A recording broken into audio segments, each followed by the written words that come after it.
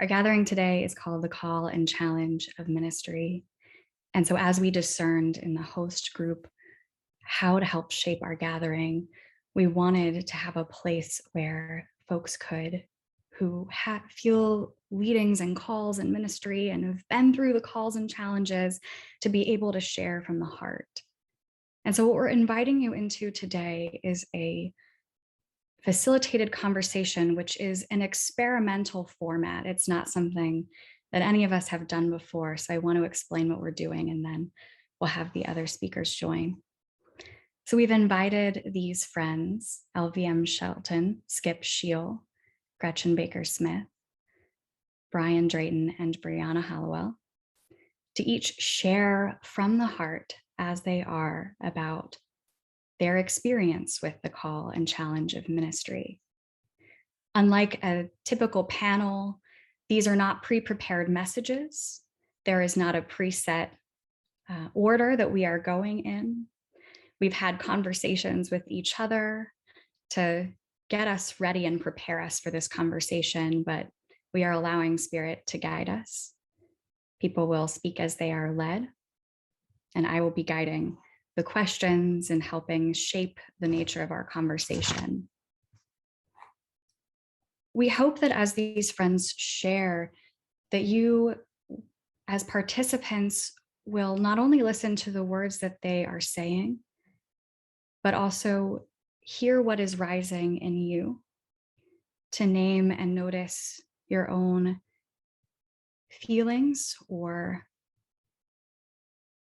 things that Spirit may be nudging you toward, to think about those things as you prepare yourself to go into the rest of this gathering. And so now with that, I think Nia is going to spotlight the other speakers.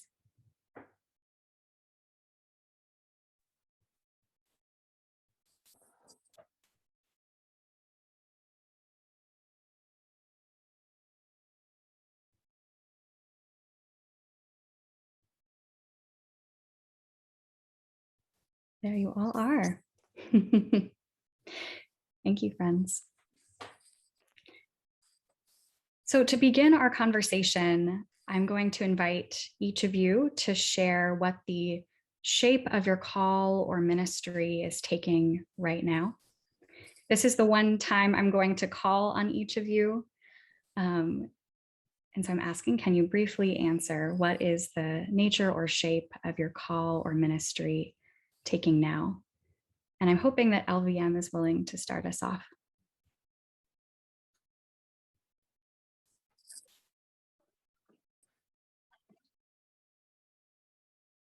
Good morning, everyone.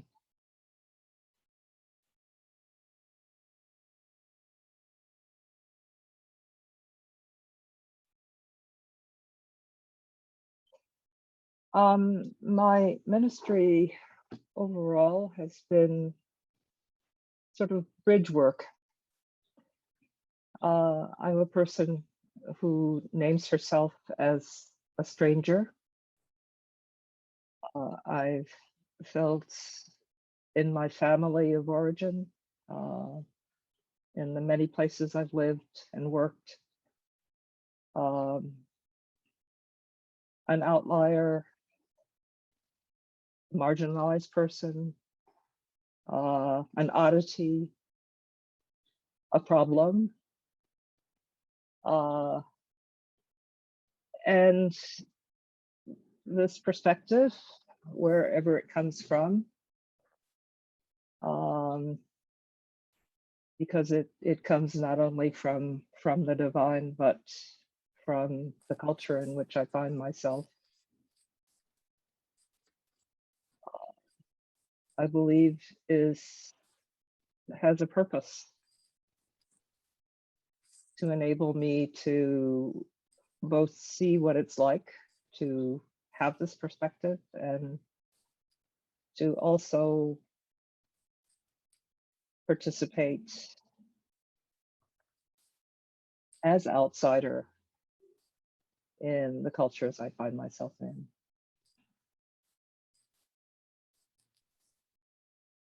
I tend to find when I'm in Quaker gatherings that I find myself often, everybody is in agreement, everything is right.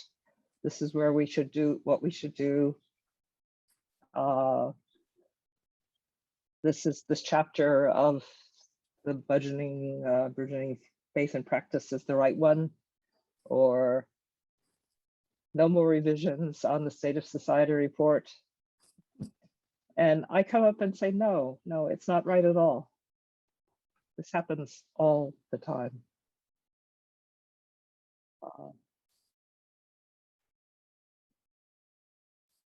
And I found when I am truly led to speak, and I hope I am faithful in that way, that this is where the group needs to go. So I think that's my ministry in very abstract terms. Right now, I am very much concerned with moving this New England Yearly Meeting out of its reliance on the structures, habits, patterns of empire.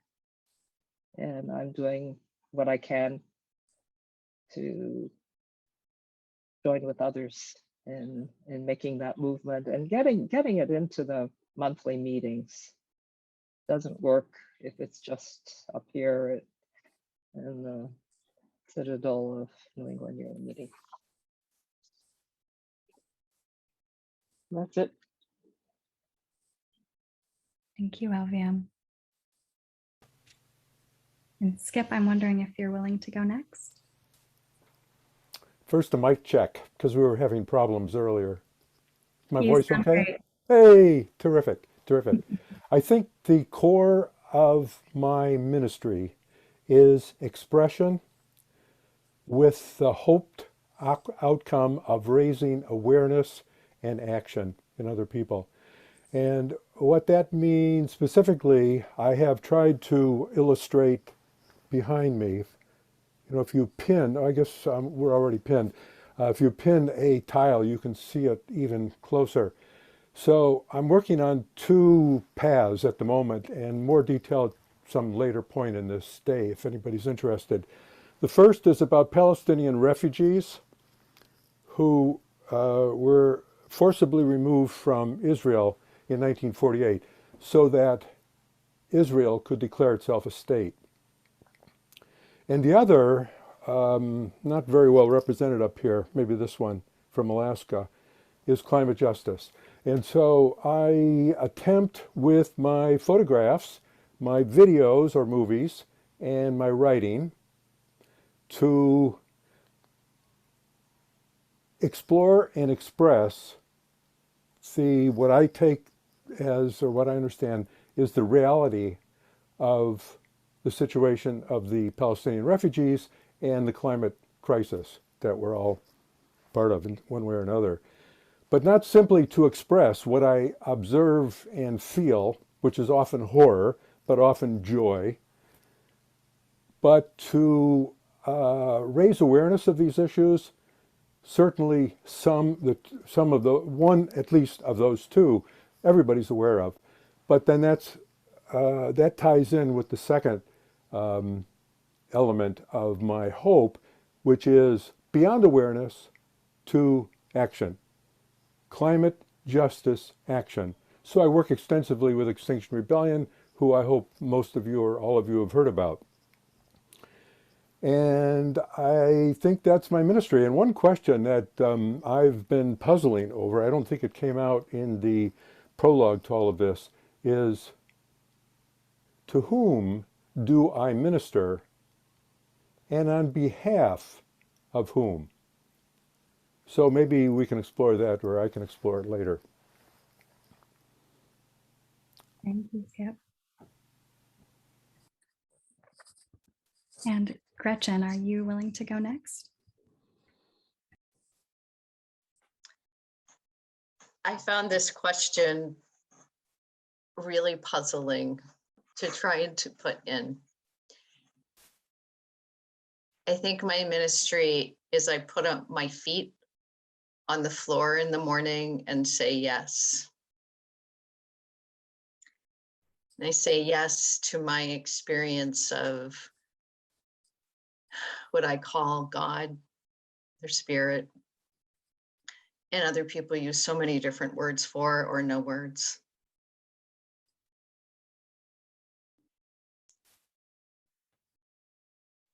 And that I am called to nurture that relationship and experience of that connection in whomever I am with.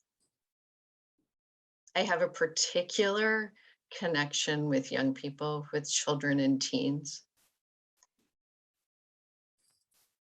that I know is very alive. And that we see each other in a way that not everyone does.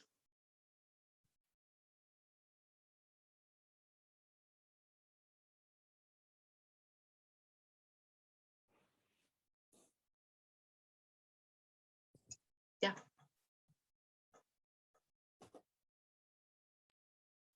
Thank you, Gretchen. Brian, are you willing to go next? Oh, sure.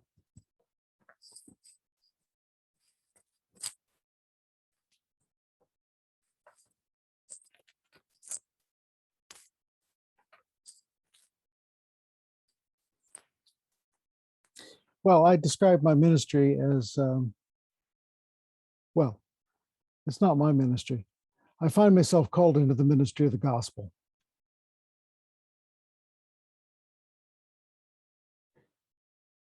That means that I'm, like everybody,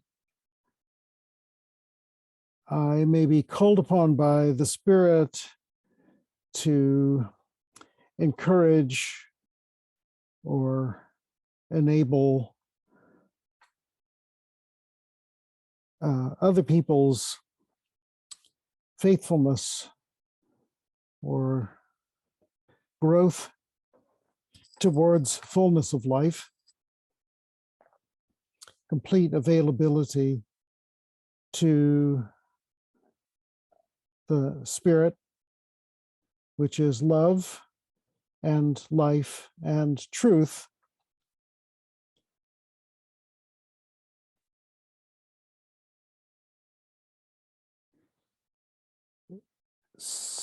Friends have always found that some people have to,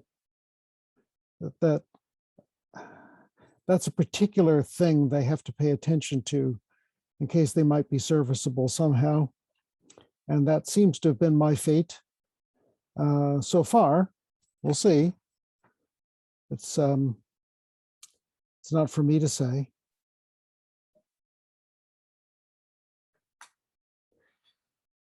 The form it takes has varied from time to time. And currently, it takes, for me, forms like this. Sometimes I find myself led to visit a meeting or an individual in person or by a letter.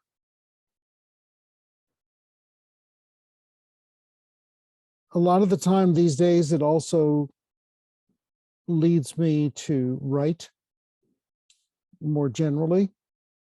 And I've been trying to do that systematically for the past few years. And the thing that it leads me to do day in and day out is to hold myself in readiness, listening and praying and being on the alert, keeping up the watch, as friends used to say, which is the heart of it.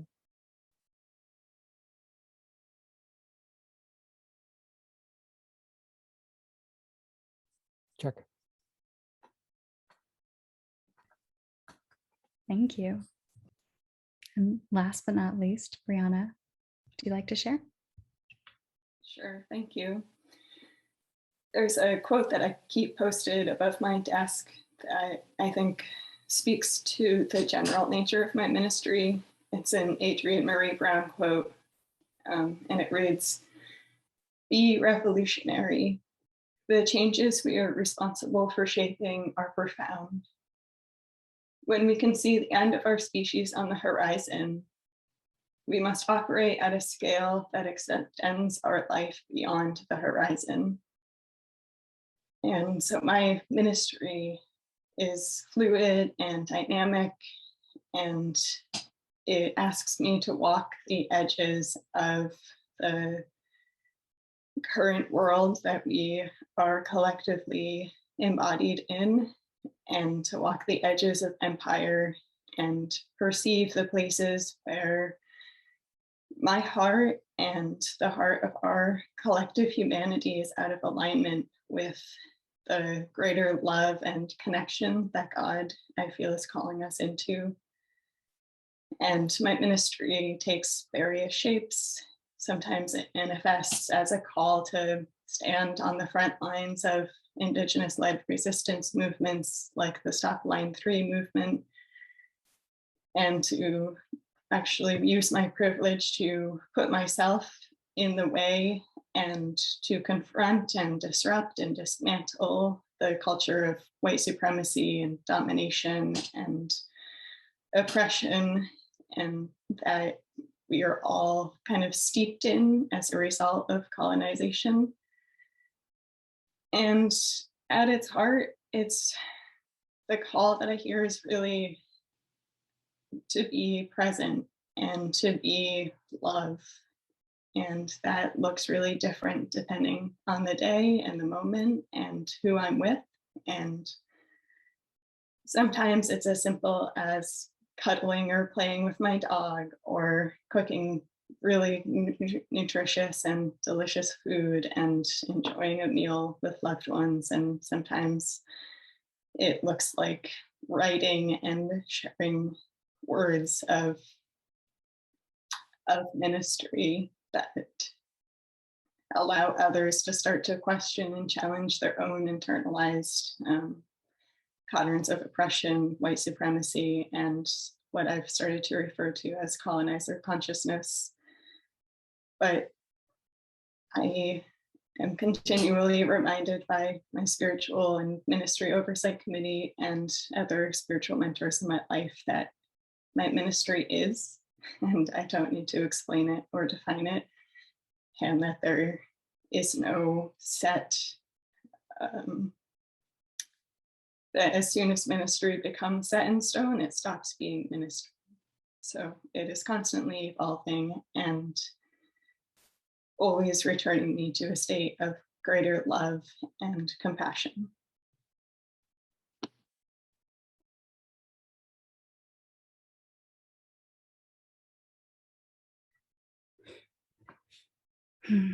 Thank you all so much for your deep sharing about this call. And so you've spoken, all of you, about the various natures of what it's taking shape like now. But I want to jump maybe back in time for you and ask you, what has your experience been like of feeling a leading or a call to ministry? And I know from having spoken with you before that there are so many different various stories with all of you about how there might be a moment that you felt called to a particular thing, or a series of moments that have built up over time. And so I want to take a moment to pause and have a moment of silence. And then out of that, I invite one of you to go first and share what it has felt like to experience a leading or a call to ministry.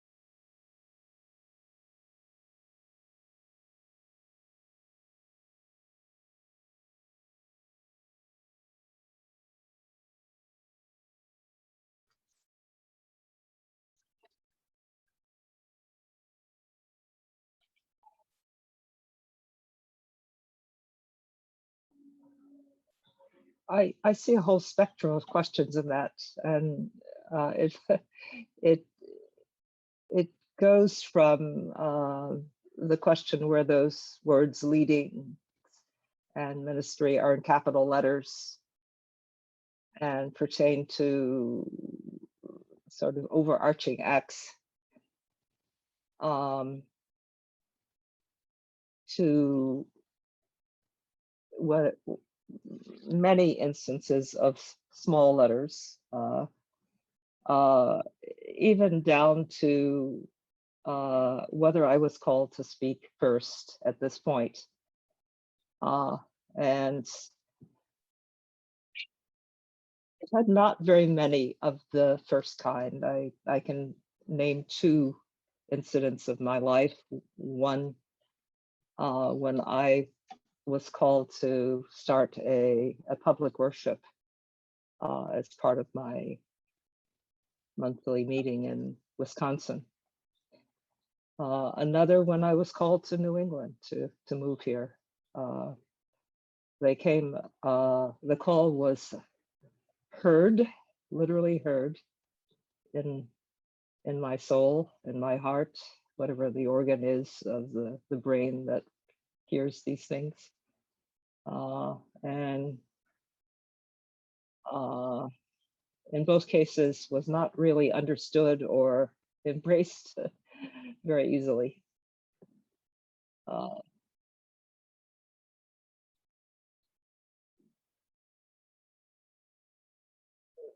I think much more important for my life and for my practice of faithfulness is for me to cultivate, can call it presence, I could call it ongoing worship. It's being open, being ready, being in humility, abandoning as many of the assumptions that get me around in the world as it's practical to do, at least within myself, so that I will hear, so that I decide to spend 10 minutes more on breakfast, so that I will meet the person I'm supposed to meet when I'm finally arriving at my destination. Or it's being in God's time, not my time. Gets me in trouble a lot because I'm late to things, early to things, forget things altogether that the world wants me to do.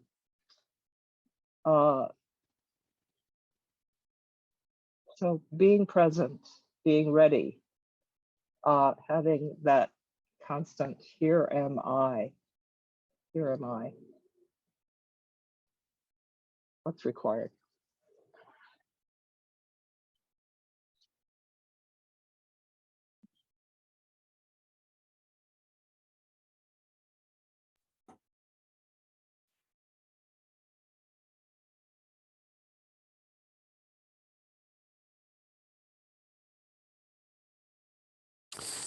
I'd like to follow on from that.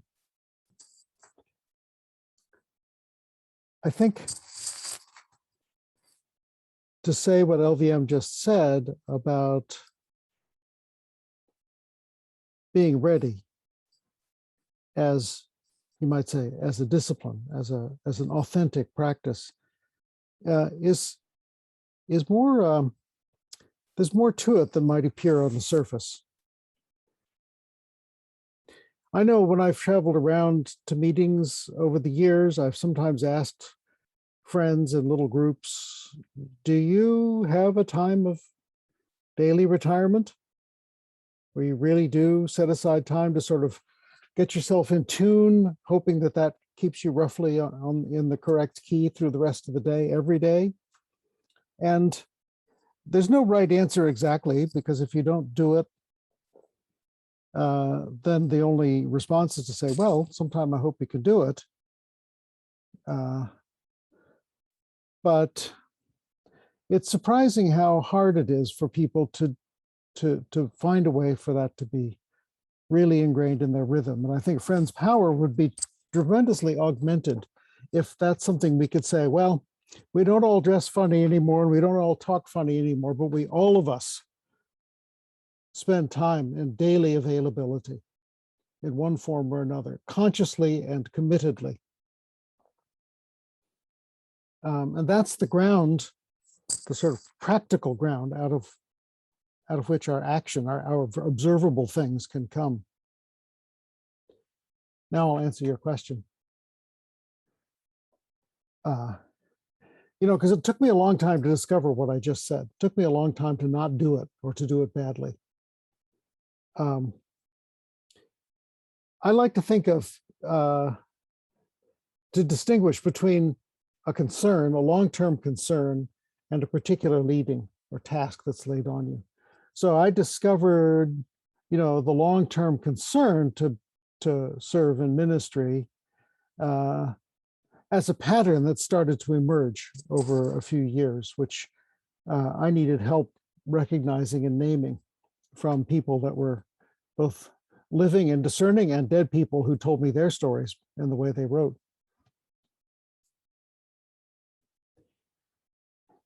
How you enact that concern on a daily, particular day, particular moment, the call is going to come from so many different places. It'll come from the inside. It'll come from something you hear that suddenly rings the bell that says God's present. Pay attention. It's somebody coming to you and saying, I wonder if you'd be willing to come over here and do something.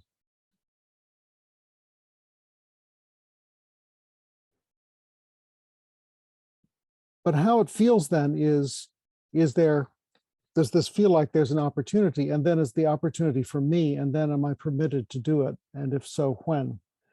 And for me, what feels like always happens at the moment of clarity is that a little gate, I have a particular gate in mind, swings open for me to walk through.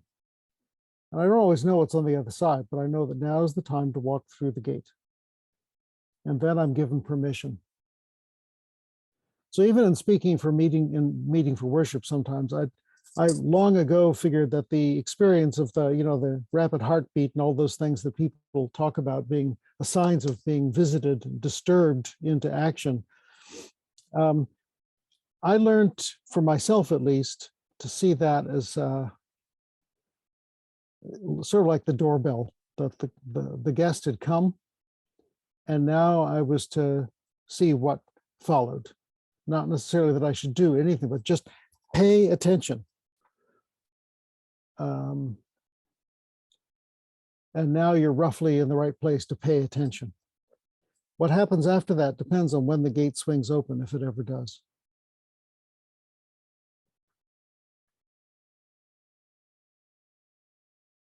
How to live with, I'll just say one more thing and then I'll shut up. Sometimes you're led to a particular thing, this particular instance, task. It's got a date and a beginning and an end date. Sometimes you're led into something that takes a long time to follow through on. And that's got its own challenges. I'll just stop there.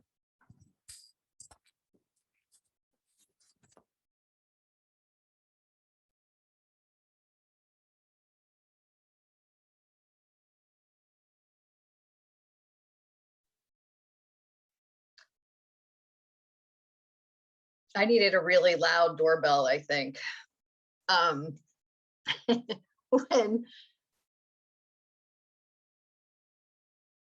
I had noticed when our kids were little, I have 3 kids, they're 2 years apart, each of them. And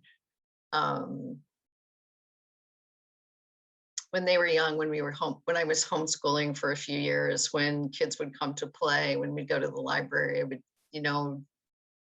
connect with whoever was there and be like, But I figured that's what everybody did who was a mother or a parent or something. And then I started doing some occasional JYM retreats. Kevin Lee had just started JYM when we got to Westport meeting, and I loved them instantly so much. And I was going to get certified in elementary ed because my husband, Buddy, and I thought, okay, it's like, oh, this is a great idea. I can work with kids, and I can also be doing something. And I was sitting in the UMass library all by myself, working up the lesson plan one morning when I had that still small voice that LBM you're saying, and that just overcame me and said, when are you coming to work for me? And there was both this unspoken laughter and extraordinary covering of love. And I started to cry because I knew who that was, and I knew what this was about. And I could say no, but this was going to come back.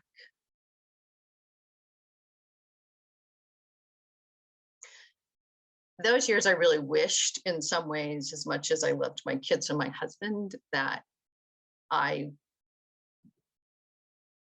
was a single nun, maybe.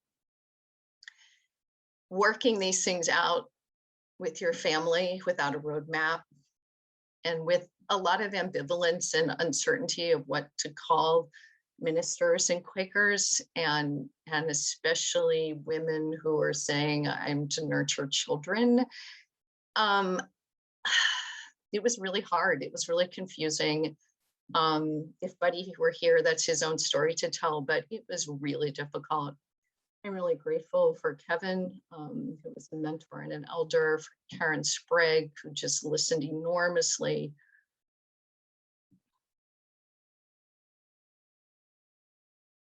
There were a lot of starts and stops.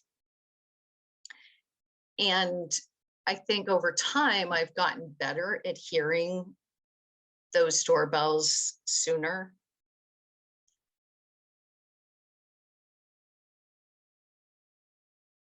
But it was life-changing for me, right? I left that program. I tried to get my MDiv and went to one class and was like, it's not working.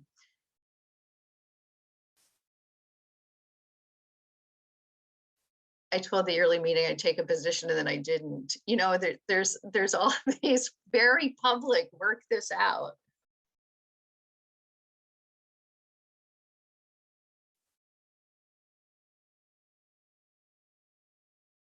But I'm very grateful for that very loud come, which is why, you know, I say every morning, yes, I'm still here. Yes, I'm coming today. And for me, I'm grateful that it's so specific. I have a job description within me, between me and my God, that's like, go.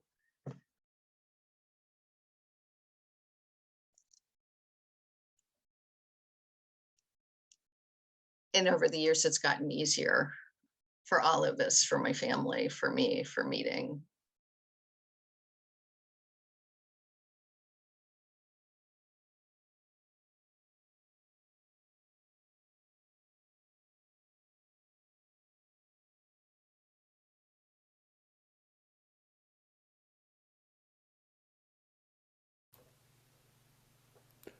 Related to one of the themes, at least two, maybe three of us have spoken to, readiness. For me, one of the major challenges in maintaining my ministry is what I call the quotidian seduction. Got to do the laundry, got to shop, got to take care of the kids, got to go to my job. That can be debilitating. I think most of us experience that. And the challenge then, how to put that aside, and I have ways to do that, that have evolved over the years, where I can do the laundry later, because it's important that I get to these photos that I made the last time I was in Israel, Palestine, and do something with them rather than just let them sit around. So one story about how ministry started for me, how it felt like, and I refer to mysticism, a big part of the Quaker tradition, and maybe we'll talk more overtly about that today. In 1977 or 8 or 9, I found myself driving through the White Mountains in the winter on my way to the Northeast Kingdom to meet with Bread and Puppet Theater because I'd started filming them and needed to show them the first footage in order to have permission to continue. I had no winter gear other than a heavy jacket and mittens. And as I drove through the White Mountains, I felt something calling me, the trees. And I stopped. The snow was at least, I would say, waist high. I didn't have snowshoes. And so I just trudged into the snow. And I was with the trees. And wordlessly, the message came to me, equivalent to, we are in trouble. We're known as very strong, very stable, but we feel the great fire coming. And what I interpreted was nuclear war. And for those of you that have history with that area, with that period, it was the time of second awareness of nuclear war. There had been earlier awareness in action in the 50s or so, but it pretty much died out. And so, there wasn't a clear message about what to do, just that I had to attend to this.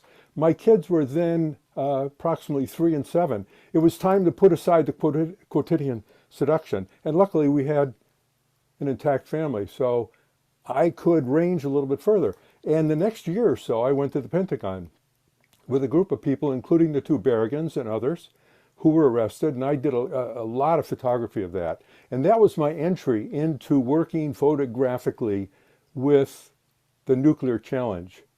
That message from the trees continues to reverberate. In September, a group organized a massive tree planting in one of the parks in Cambridge, Dennehy. The project was called Miyawaki. May not ring any bells, but the idea is to clump together many, many native species in order to foster fast growth of a climax forest. And I was there planting. Very difficult work for an 80-year-old. Bending down is very difficult work. Digging a hole, very difficult work. That's part of the Quotidian Seduction, to pay too much attention to my health. And out of that, I made a lot of photographs, and now I'm working with, some of you may know Cornelia Parks, and the New Story Group in Friends Meeting at Cambridge. We meet monthly, and she and I are going to put on a presentation about the Miyawaki forest right in our backyard, and we're going to invite the entire meeting to go there on the last Sunday of this month. So anybody listening that are part of this and in the Boston region, be on the alert. If you want to go to visit a field trip to Dennehy Park, about 1.5 miles from our meeting, please feel welcome. And so it was that overpowering message, which didn't have words and wasn't clear in direction, but it came from the trees and continues to come from the trees. And that's part of my ministry. That's how it feels.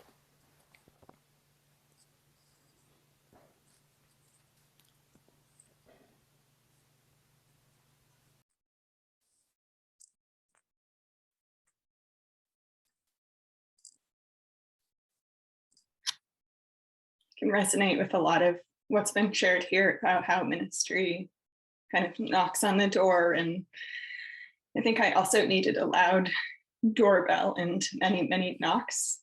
And the call that I feel into ministry has come probably from before I was born, when I was still in the womb, up until about 10 years ago, when I received the clearest message I could possibly have asked for, the clearest answer in response to a query. I had lofted to the divine during a Rex Ambler experiment with a light meditation. I was 18, freshman in college, at a tiny little Quaker school called Guilford in North Carolina. And some of you may even know Max Carter, who was a resident Quaker at the time. And he offered to lead this experiment with the light meditation. And it came at a time in my life when I had just started experimenting with drugs and alcohol and had actually combined marijuana and alcohol just a little bit, like the week before this meditation. And the closest I can say to what the experience felt like of mixing those two drugs in my body was like a psychotic break. It was as though something had shifted, clicked, broken. And that evening when I was having the experience of, I guess, being high and tipsy, it was as though the world started to shatter apart. And everything, and I know for a fact that the weed wasn't laced, and I hadn't imbibed very much. And this isn't something, I'll be honest, that I share among Quakers very often. We don't really talk about drugs and alcohol that often, or sex, or any of the things that have to do with life that are also part of ministry and part of life and part of being alive. And so I'm sharing it now because my mom had actually written me, she's here as my elder, Susan Davies, this little note of recall my fear during my Guilford days of receiving and responding to the call.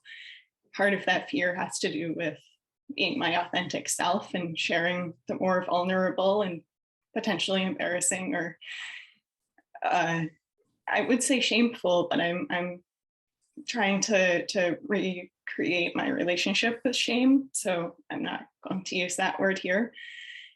Anyway, so that's part of why I want to share this. So I had this experience of combining drugs and alcohol, and the whole earth started to shake underneath me. And the buildings that I saw in the distance, I was on a softball field at night, started to kind of crumble and kind of lift up off the earth, and trees started to speak, and the physical objects, physical reality no longer felt solid. And so I had that experience, and just remember having this moment of being in the middle of this field, just screaming, because my whole world was literally shattering before my eyes. Within my body, I was dissolving into the ether of everything and nothing.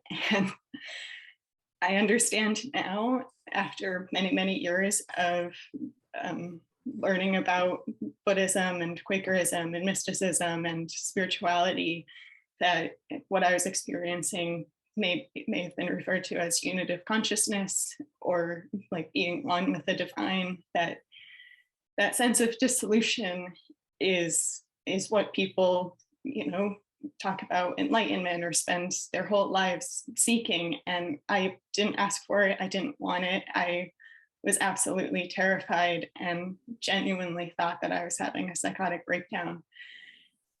And so it was about a week later that this experiment with the light meditation came to, that I learned about it and felt called to go. I had never heard of it, and I just said, I need to go be in the hut with Max Carter today. And I sat down in this big red comfy chair, and we were guided into this meditation, and it's the closest I've ever felt to being hypnotized. Within maybe 5 minutes of planting my feet on the ground and sitting in that chair and listening to Max Carter read these different prompts that Rex Ambler, who had come up with the experiment with the light meditation based on some early writings of friends in the 16 and 1700s, I just started to sink down to this place in myself that actually felt very similar to the place that I'd experienced a week before, where the physical objects around me started to kind of lose their solidity, and I started to experience myself going to the light within me in a very real and undeniable way. And we were asked to come up with a question or query for this light within us. And at the time, that whole week, I had just been shattered and broken and like kind of walking like a zombie, going to my classes, wondering what it was all about and why, you know, if the earth isn't real, if physical reality isn't all that I thought it was, or that it was cracked up to be, then, well, what is it? And like, so I posed this question to the universe, to my light, of who am I and why am I here? Because it felt like, if, you know, there's got to be something. There's something beyond the curtain of my perception that I know that I can access, but I didn't know how to. And I wanted a big answer. And so I sat for maybe 15 or 20 minutes just with that question kind of percolating in my heart. And it wasn't my mind that came up with it. It was very much my inner seed, my inner light, that was really just like moving that question through my whole body, through my whole spirit. And when Max had said the prompt of now listen for an answer, and he had even said, like, maybe ask about a relationship, or, you know, if you're not getting good grades in your classes. Like he was kind of giving examples of these very kind of surface level, superficial things. And I was like, no, I'm like going to the root. And so he said, now wait for an answer. Don't expect any, you know, big experience of, you know, clarity and words. Like, you know, it might just be a slight sensation in your body, or it might not come for weeks or even years later. And again, I was kind of shocked and alarmed by what happened next, which is that I had a sudden, like, so the whole time I was quaking. It was the first time I actually understood why Quakers are called Quakers. And my whole body was shaking. My eyes were fluttering open and closed. And I was like leaning back into this chair because it felt like there was just this anvil of weight on my chest. And I had this flash of light before my eyes. And suddenly my whole body just stopped quaking. It got incredibly still and quiet. And from that quietness, an image of this dark silhouette of Jesus Christ appeared in my vision. And I heard the phrase, love all there is to love, be all there is to be, and truth will come. And the light started to fade. The quaking started to slow down. It came back a little bit, but I started to kind of calm my nervous system.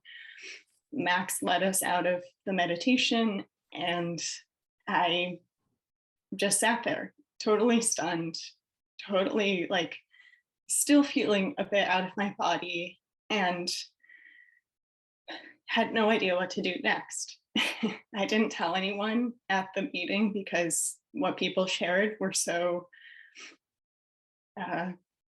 inane or so common that I was like, well, I don't want to be, you know, that weird person who's like, well, Jesus Christ appeared to me, you know, told me to do these things that I don't even know what it means. And I think I probably underestimated what that group of people and Max himself would have been able to hold, but I couldn't hold it. So I went to the cafeteria, tried to eat food. I couldn't keep anything down. And I went to my dorm room and I just lost it. I started to tear at my skin and try to get myself out of this human body because I didn't trust, because I had never taught me, not really gotten to the point of talking about mystical experiences or anything like that within New England Early Meeting, within Guilford. It was like yes, we sat and worshiped together, and yes, we talked about experiencing God, but the level of experience that I had undergone in the past week, and especially in that moment, was not something that I, at 18, felt capable of understanding in a way that felt safe. And the first person I called was my mom, and she talked to me, first asked if I felt that it was an evil force, and I said, I was crying and crying, and I said, no, it was Christ, it was God, it was, it was goodness, it was love. But she said, this is, normal, and she normalized it for me and helped me see that it wasn't something I needed to fear. But just her words, or just the words of another mentor who I started to meet with, Frank Massey, at Guilford for years afterwards, like the words of other human beings, although they helped me see that I wasn't having a psychosis, like psychotic experience, I still wasn't able to trust in the goodness of that experience or in my mysticism. And so for almost the next 10 years, it's been about 10 years now, I have continued to receive these mystical experiences, continue to hear the voice of God, to hear sometimes God shows up as Jesus, sometimes as Allah, sometimes as a tree, sometimes as an animal at the zoo that I worked at, sometimes in other people, in the eyes of a child, and sometimes just in the sparkle of light, reflecting on water. Like, I feel constantly surrounded by God, and yet, because I was carrying so much trauma from my early childhood into that experience, which then caused even more trauma, kind of re-traumatized me. It has been a really long, slow process of learning to build a relationship with God and with myself that is built on a foundation of trust and respect and recognition that God will never push me beyond my limits. And the best way that I can talk about how my ministry appears in my day-to-day life is just as these series of synchronicities. And LVM talked about this a bit, that it's, and Brian, we've all kind of spoken about how you need to step outside of our, I can't remember the word, Skip, that you used, but I really like that something seduction of doing the laundry and washing the dishes and cleaning the house and taking care of business, because for so long I used kind of those business or busyness as an excuse to avoid going to that deeper place with the divine and truly listening to and responding to the call. I don't know if you can see at the top of right here, it says, this is a collage that I made that says, answer the call. And that, I just made that a few months ago, but that it has been kind of a constant reminder that I've had to repeat to myself over and over and over again, as I've had these pendulum swings from feeling like I was going through a psychosis to feeling like it was all going to be okay and God is with me and there is support, both human and divine, to carry me through.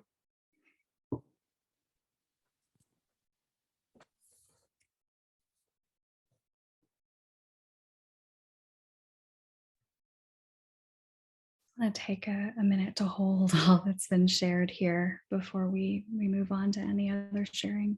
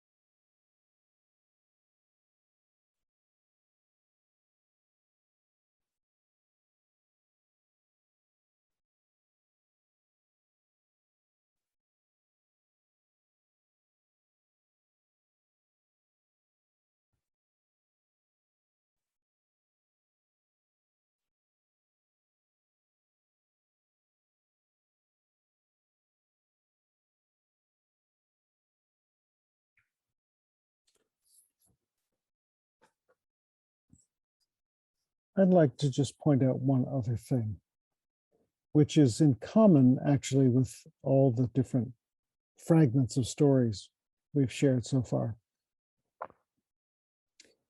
It doesn't turn into ministry until it gets turned, until it's a movement of service and compassion.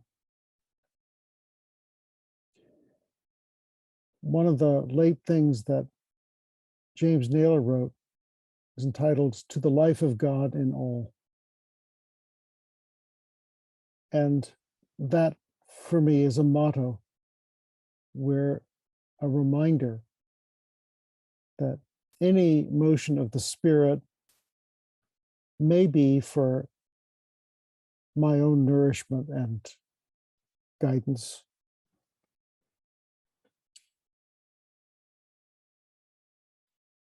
But a hallmark of it being a part of a calling to what we would call ministry is that we understand that some of what we've been given, we're to pass on for somebody else's good, not for a purpose we can see, but just because it's important to share the nourishment that we've been given, some portion of it. Like in the loaves of fishes, Jesus didn't hand the bread and fish out personally to the 5,000. He gave it to the disciples, who then shared what they were given. And so people passed it around. So it's the turning towards love. And that in the end has to be the fundamental message of any act of ministry, is the love of God. That's the message.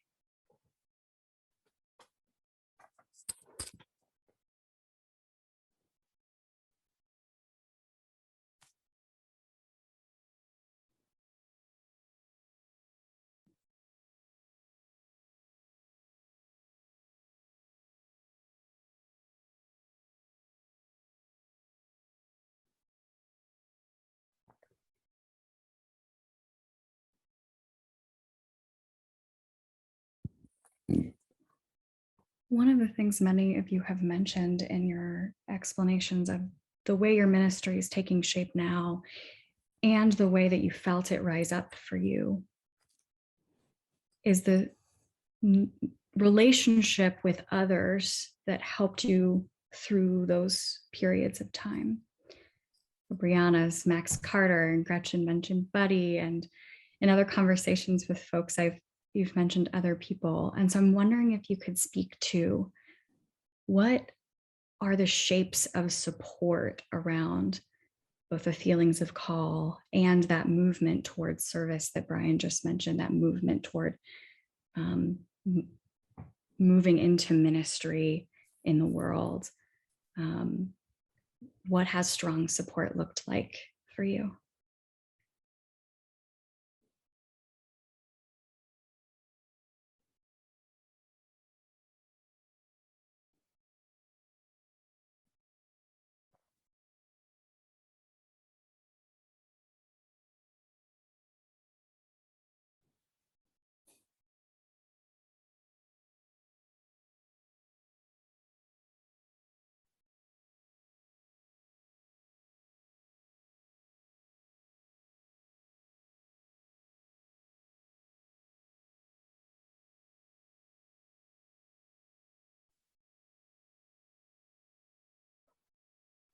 I can start this.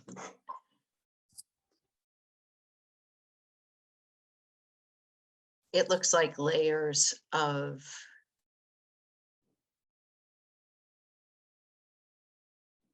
others saying, we see what is being channeled through me, of when people say not just, oh, you're a good person or you do good work, but we see the light that is given to others, right? That it's so helpful because it means that there is this sense of understanding something of what my experiences.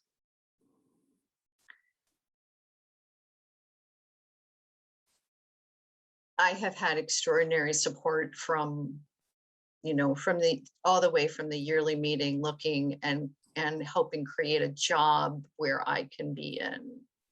I feel like I'm probably one of the most fortunate Quaker ministers anywhere ever to have had that created, so that I had this church to work from, which is the youth programs. It's looked like my family listening to an invitation I have received, or apologizing yet again when I have forgotten something, or been like, I don't know how to get to this when I have to also do this, and them helping find a way. That they are affirming, we know, and we can do this together. It's looked like simple things like my meeting, sending me to the emerging ministries retreat, almost 30 years ago, to the third session of the School of the Spirit in Philly for 2 years. It's looked like my support and oversight committee meeting at the drop of a hat. Dave Baxter and Ann Anderson, Marian Athern. If I write to them in the morning and say, if they need to, they will get on a phone at 8:30 that night if I just need their guidance.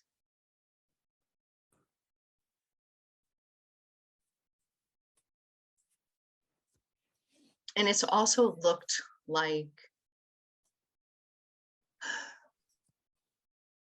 the absolute grace that has been so present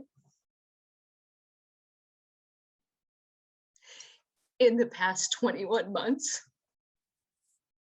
that has flowed all around me to carry on, when so many times I thought, I don't know how to do this anymore.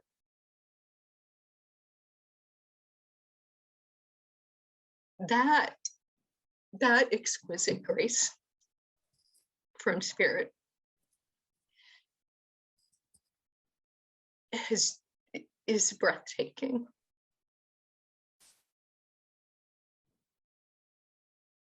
And humbling.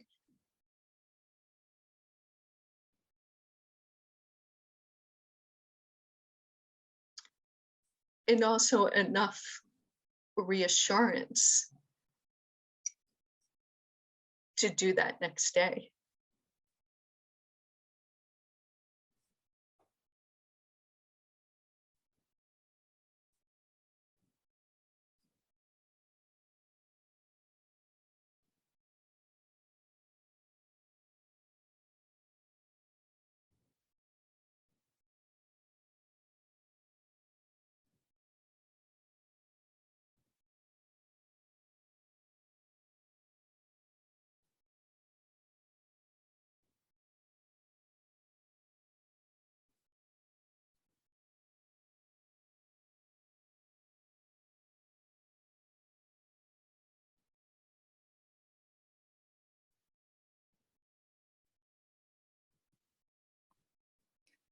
I feel just incredibly blessed to have been raised in New England yearly meeting under the care of one like Gretchen and Kevin Lee and Buddy, and learned all of the songs, some of which I was singing to myself this morning, of God prepare me, or Lord prepare me to be a sanctuary, and I am an acorn, and dear friend, and Spirit, we adore you.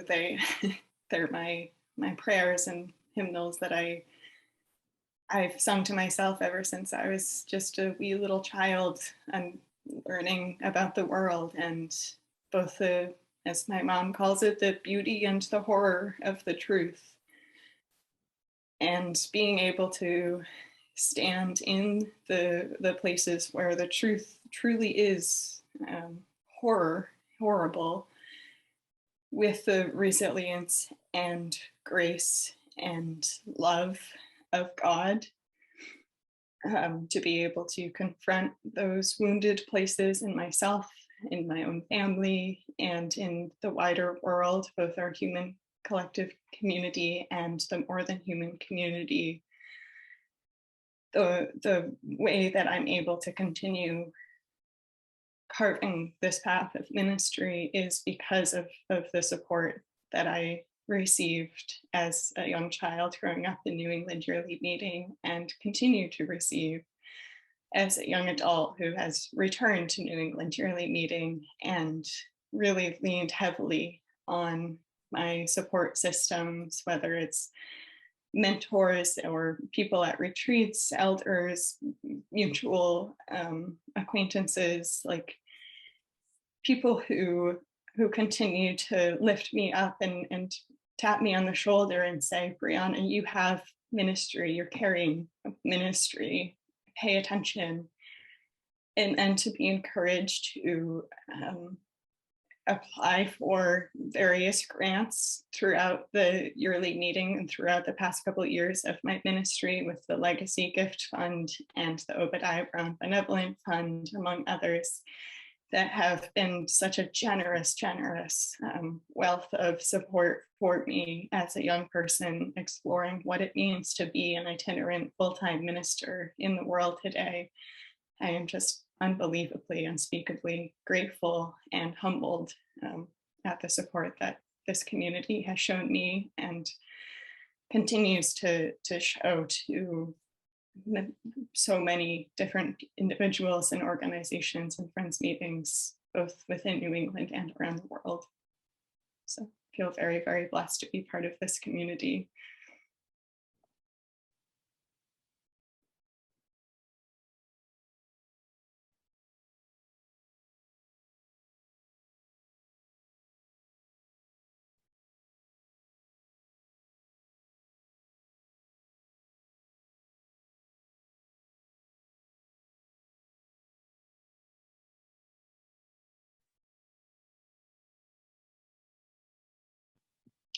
And there's a nickel that's telling me to name my privilege and to really take responsibility for the inherent privilege of being born and raised in this community, being a young white person in the world today, and being supported in this way. And that is, I think, why a big part of my call to carry love into the world includes dismantling those systems of oppression and racism and white supremacy and domination that continue to perpetuate harm to those who are underserved and underrepresented, and the people who are not born into the privilege that I and many others in our community were born into.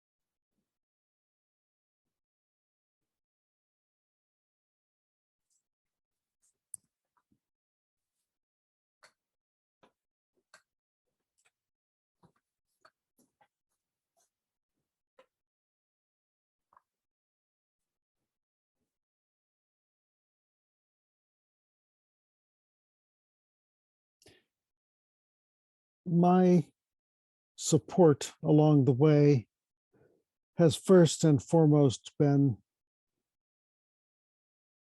through what you might call spiritual friends. often quite informally.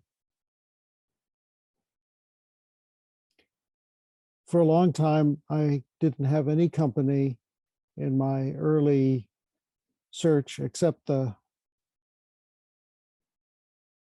journals of early friends and other authors that spoke to my condition.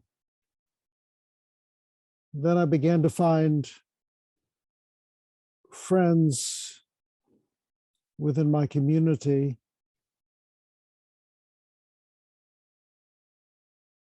with whom I could talk freely and who could talk freely to me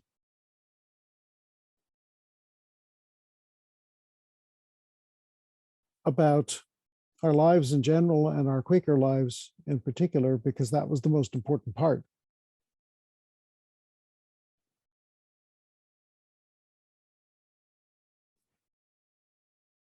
It's always been really important to me to find and have time with friends who are having the same sort of call that I experience myself carrying.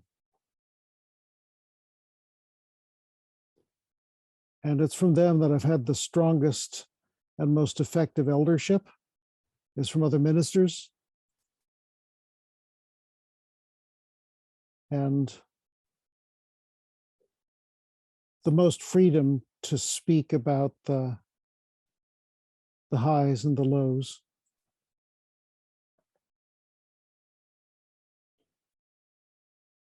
Because if they've been faithful at all, they know what you're going through, and they know what you're tempted by.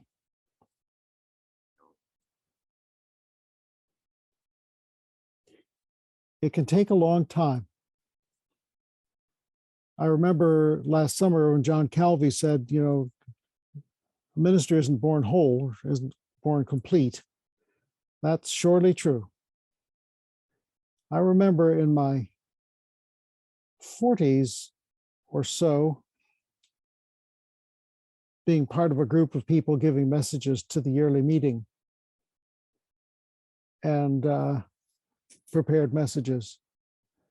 And I finished this talk, and later I had an opportunity with Bill Tabor, William P. Tabor Jr., not our own Will Tabor of Fresh Pond. And he said, so where are you at these days, this after period of worship? And I said, well, you know, Bill, I realized that despite the way I get used amongst friends, I'm not a theologian and I'm not a historian or anything. I'm just a minister. And he looked at me for a long time and he said, well, I think I could begin to hear that for the first time this morning. This is after we had worked in the ministry together for years. And he was listening for something, that's a penny that still needed to drop. And apparently he heard it then, and that put me on a search. What was it he was listening for? Because he wouldn't say. That kind of guidance is really important, as much as any affirmation or any specific guidance. To be able to go to somebody and say, this is how it is with me. What do you think? And in prayer and with all the shrewdness that person's experience can give them, to get some schooling. And those are the people I feel most accountable to even now.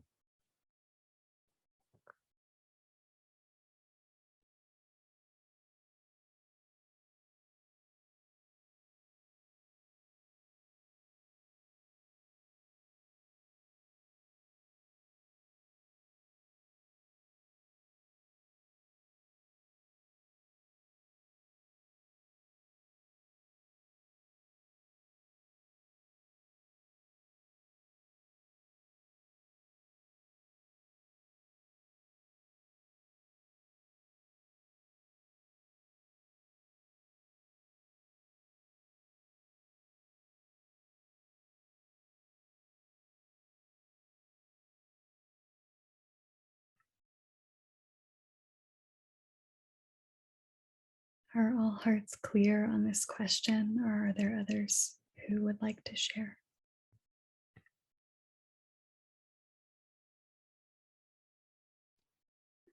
I'd like to share.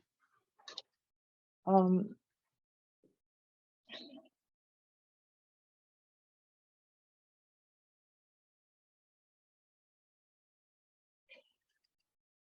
I wanted to say that I've had a lot of support from people I've read and who are no longer in this world, most of them. Some of them are.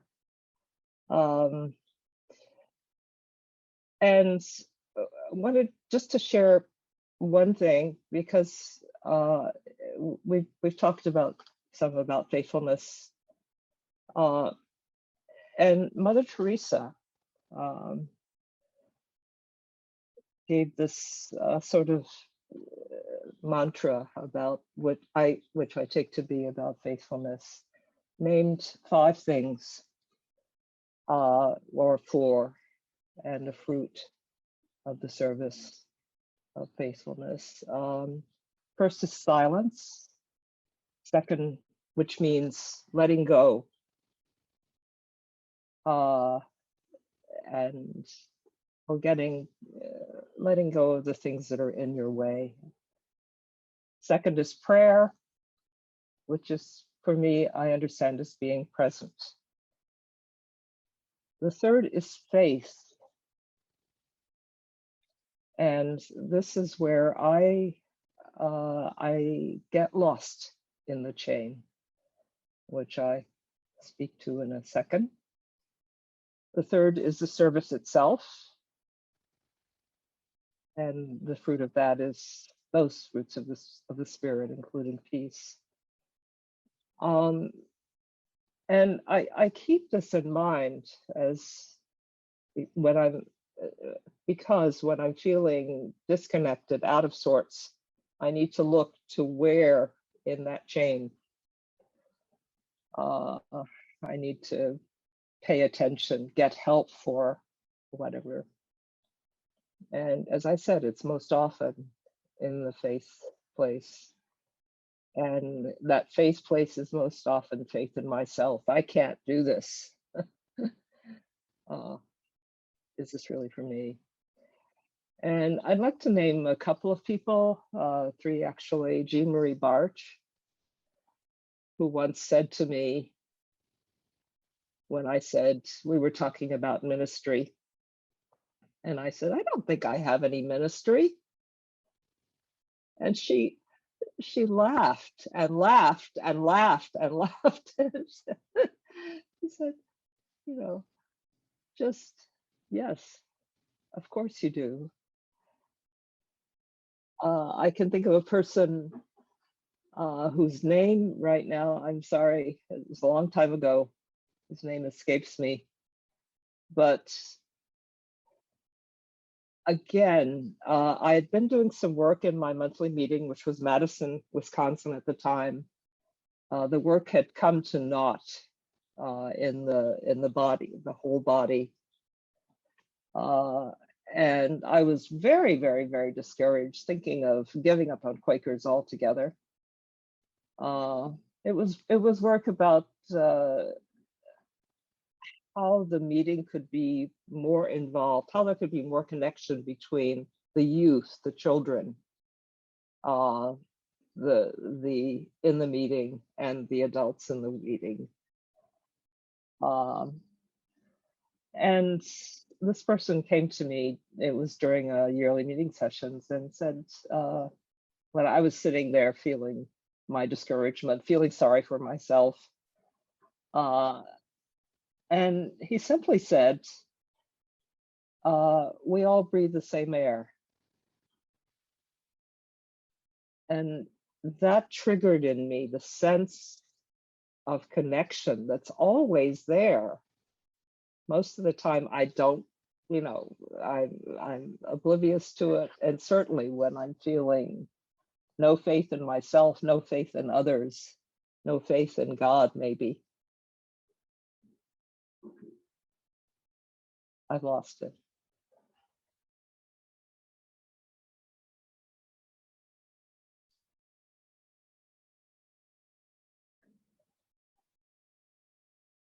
The third person almost never said anything directly to me. This is Deborah Fish. But somehow I knew in her presence exactly what I needed to know. She was one of those people who she would tell very simple, sweet stories. And out of them would come exactly what I needed.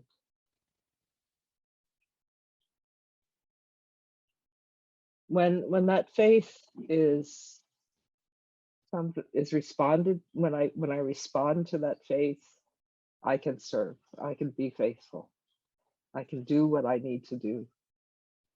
Because I realize I have everything I need to do this job.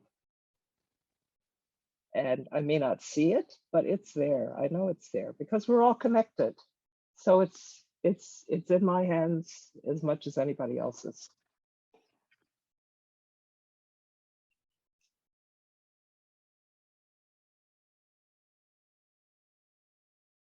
Yeah, there've been many others, but those three people are kind of pivotal in my life.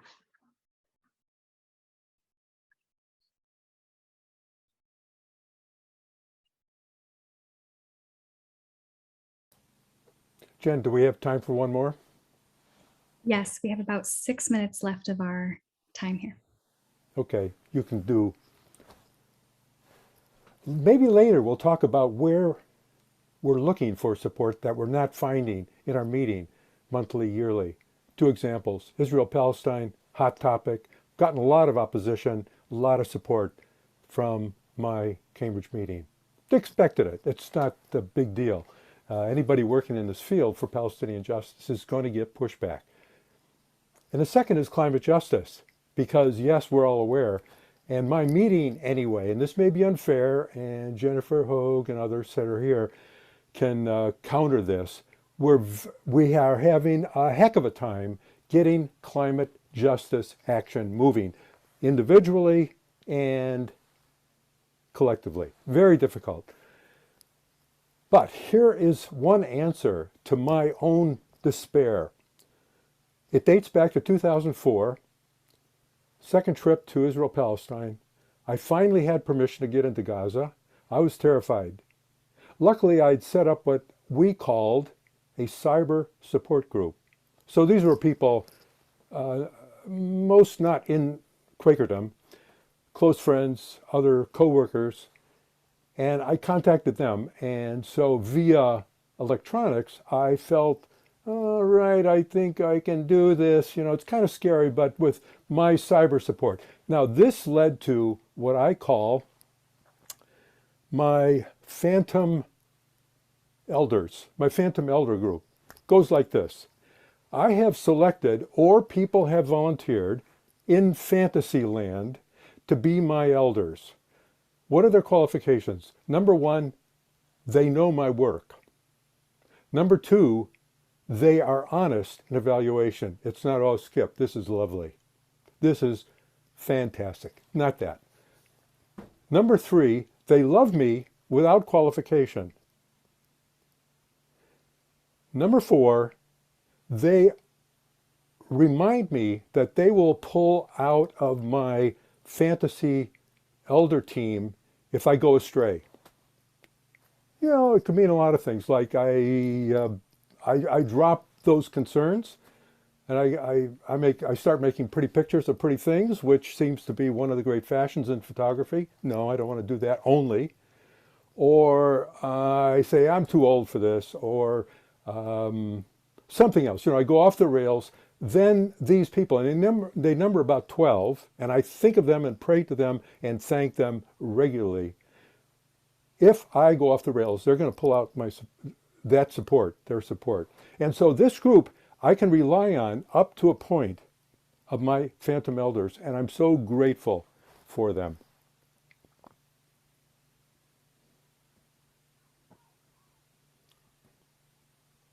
Okay.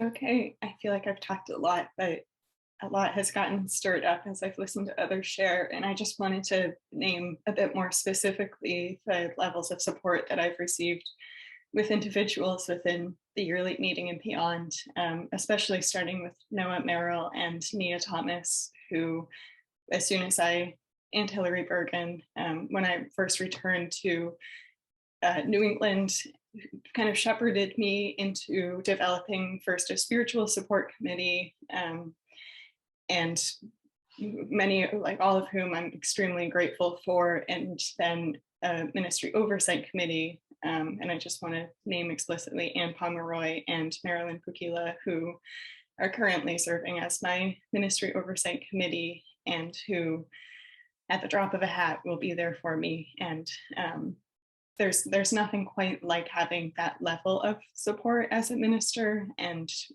for New England Cheerlead meeting as a whole to recognize and acknowledge the importance of that is just tremendous. And then I also just need to name my partner, Zoli Cortez, who is on this call today and whose mom is visiting this weekend, and he carved out this time this morning to be here. And honestly, without him, I would not be where I am today or able to be pursuing this ministry full time. So him and my mom, Susan Davies, who's also here as my elder, are just my total rocks of support. And just wanted to name that and appreciate them publicly here. Thank you, Brianna. And thank you all. Just want to take a moment to hold everything, and then I will wrap us up.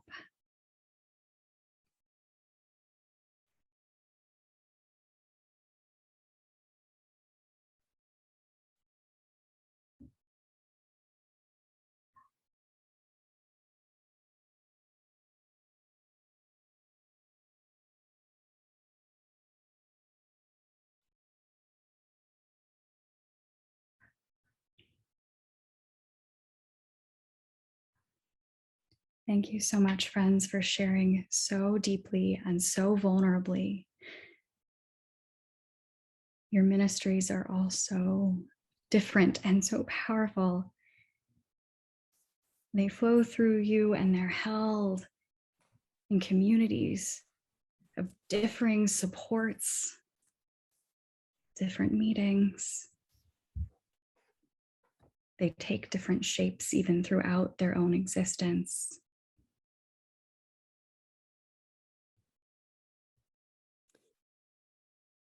I'd like to just add a little thing. Yeah. Sure, Brian.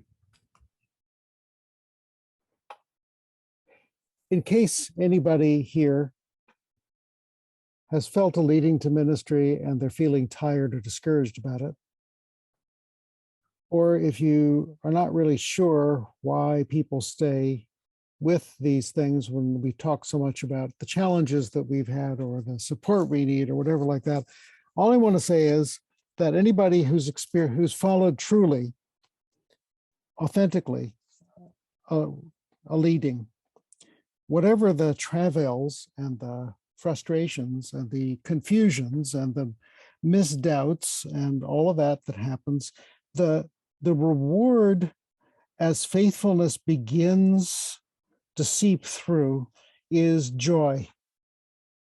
It is a kind of a joy that's a little hard to describe, but it's foundational and it's food for the journey.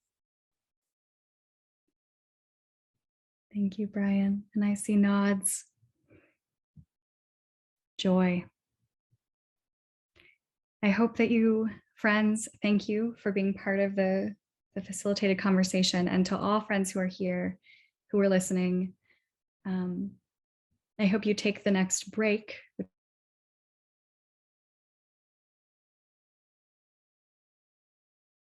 The things that you notice rising in you and the feelings and questions you're holding into our rest of our gathering together.